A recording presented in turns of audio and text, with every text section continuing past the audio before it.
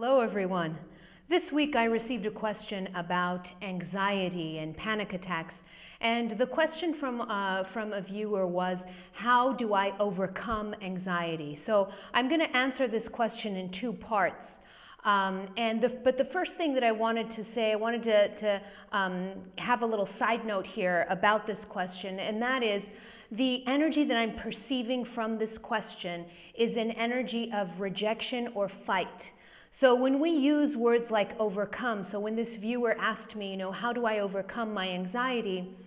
The energy behind that is many times an energy of rejection, and especially when it has to do with medical diagnoses, with any kind of dis-ease in the body, our collective consciousness tends to focus very heavily on fighting. So there's the fight against cancer, there's the fight against some other disease, fighting. And what I find is that this energy of fight or rejection, it doesn't help. It only makes things worse. So I wanted to start this video by kind of taking the word overcome out of the question altogether and starting to use different words. Like refine. I like to use the word refine when it has to do with energy. Anxiety is energy because it comes from the emotion fear, and fear is energy. So energy can be refined, it can be transformed to your advantage. So I love the word refined. I love the word using my anxiety to my advantage. Do you see how different that is when I take away the energy of fight? So that's the first side note I wanted to talk about. But anxiety, I struggled with it for many years actually, since I was a teenager, and I remember I would have very horrible panic attacks. So I empathize very much with this viewer and with everyone out there that has anxiety problems. So I'm going to give you two separate ways in which we can refine and work with the energy of anxiety. The first thing is the first part is some immediate techniques when you are in a state of anxiety and panic, because when you are in that state, you can't really think very straight usually, right?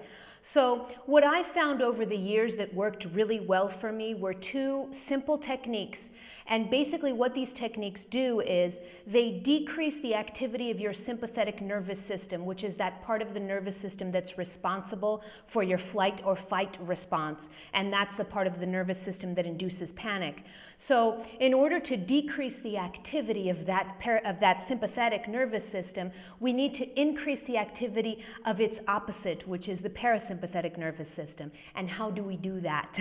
So these two techniques are very easy. The first one is, I remember it worked very much for me, was focusing on my breath. We tend to hyperventilate when we're in a state of anxiety, and that only makes it worse.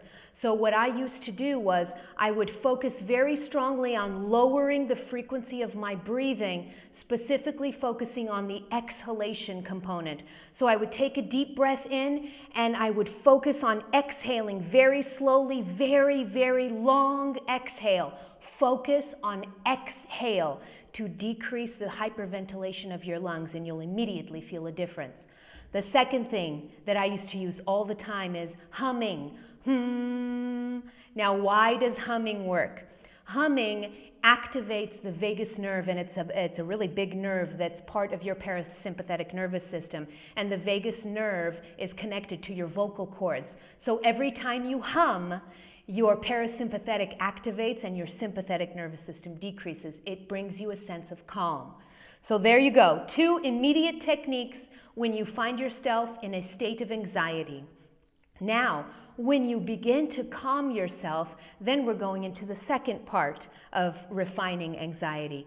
When you begin to calm yourself, then you can put yourself in the observer's position, in the witness's position. Why is this so important? Because believe it or not, you can observe yourself having a panic attack in the same way you can observe a car passing by on the street. I know this seems difficult for you to see right now, but it is so. Your thoughts, your emotions are outside of you. You can observe them in the same way that you can observe something outside of you.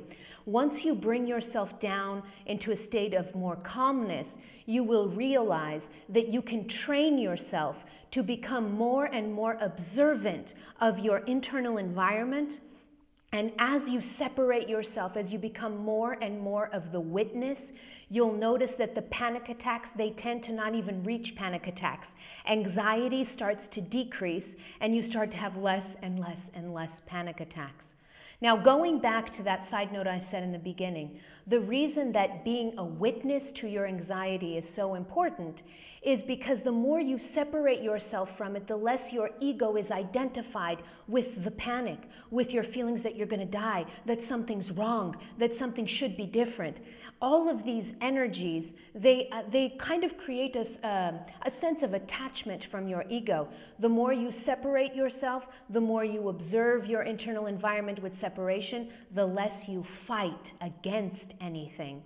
And as uncomfortable as anxiety can be, the more you separate yourself from it, the more you observe it, you'll notice that the panic attacks decrease and decrease and decrease until pretty soon you won't have any more anxiety.